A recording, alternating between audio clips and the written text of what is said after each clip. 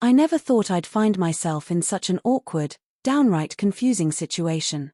My name is Natalie Thompson, and I live in a quiet suburban neighborhood in Colorado Springs.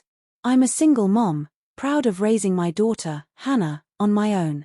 She's 19 now, a college sophomore majoring in graphic design. Ever since her dad left us years ago, it's just been the two of us. We're closer than most mothers and daughters, or so I thought. But the events of that day made me rethink everything. It was a Saturday afternoon, one of those crisp autumn days where the golden leaves fall lazily from the trees, and there's just the faintest chill in the air. I'd just returned from a local market, groceries in hand, hoping to surprise Hannah with her favorite homemade lasagna. She was supposed to be out studying with friends, or at least that's what she told me when she left that morning. I didn't suspect anything odd when I pulled into the driveway.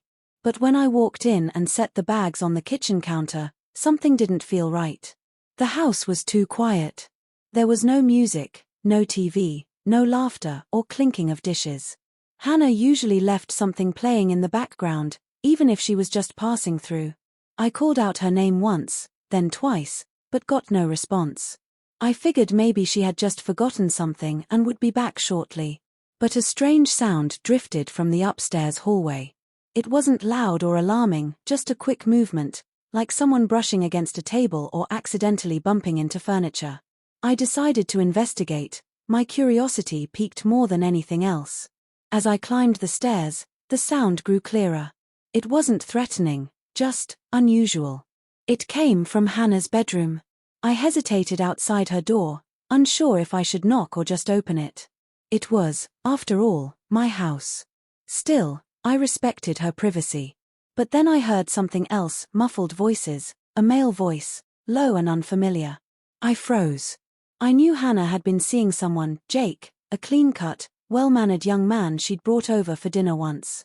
He seemed respectful, maybe a little shy, but clearly smitten with Hannah. We hadn't seen much of him since that dinner. I figured they were just taking things slow. Still, something about hearing his voice in her room when she told me she'd be gone didn't sit right with me. Was she sneaking him in? Was this going on behind my back regularly? My heart beat faster as I knocked gently. No answer. I knocked again, louder. Still nothing. Without thinking, I turned the doorknob and pushed the door open. The moment froze in time. Jake was standing there, shirtless, clearly startled. He had just pulled on a pair of jeans and was fumbling with his belt. His face flushed with embarrassment and panic. Behind him, Hannah rushed forward, grabbing a blanket from the bed and wrapping it around herself. Her eyes were wide with disbelief and shame. "Mom," she gasped, her voice shaky. "What are you doing?" I took a step back, my hand instinctively going to my mouth. I thought you were out. You said you were at the library." Jake stood awkwardly to the side, clearly unsure whether to apologize, explain, or run out of the room entirely. Hannah's cheeks were burning red. I could tell she was just as embarrassed as I was, if not more. "I didn't mean to barge in," I said quickly, backing out of the room. "I thought I heard something. I didn't know you were home." Hannah followed me down the hallway, the blanket still wrapped tightly around her. "I didn't mean to lie. I didn't think you'd be okay with me having Jake over when you weren't home." I turned to her, sighing. "It's not about being okay or not. It's about trust, Hannah.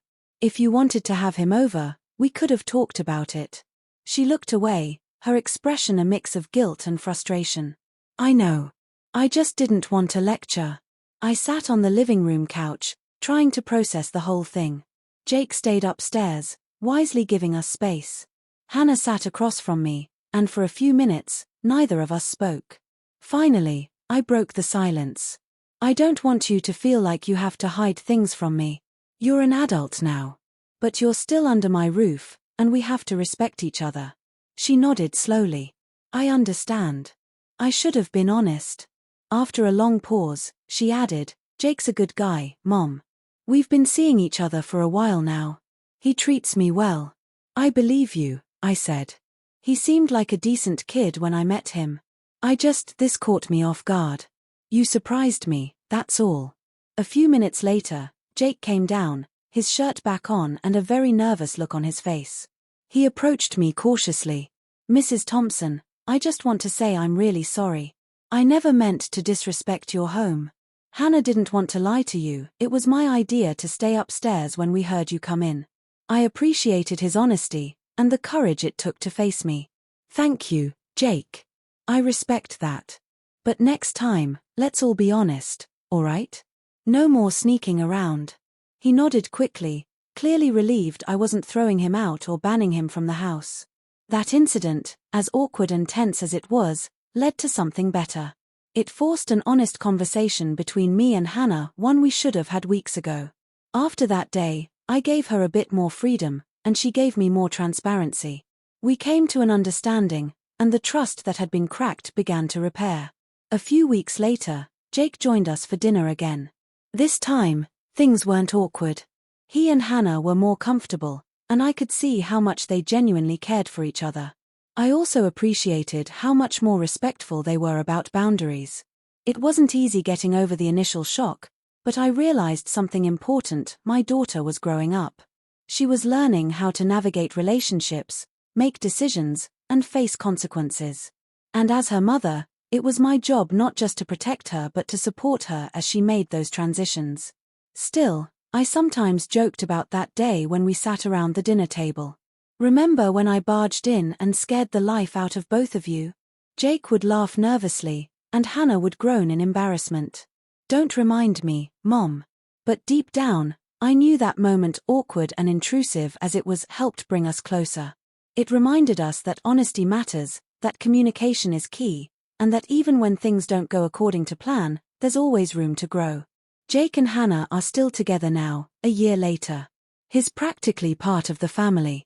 They both spend weekends at our place, and sometimes we all cook dinner together, laughing and teasing each other. Every now and then, I catch Jake glancing at Hannah with a look of admiration that warms my heart. And every time I do, I'm reminded of how life doesn't always unfold perfectly, but it still has a way of working out when you lead with love, patience, and understanding. And no, I haven't barged into any more rooms unannounced since then. Once was more than enough.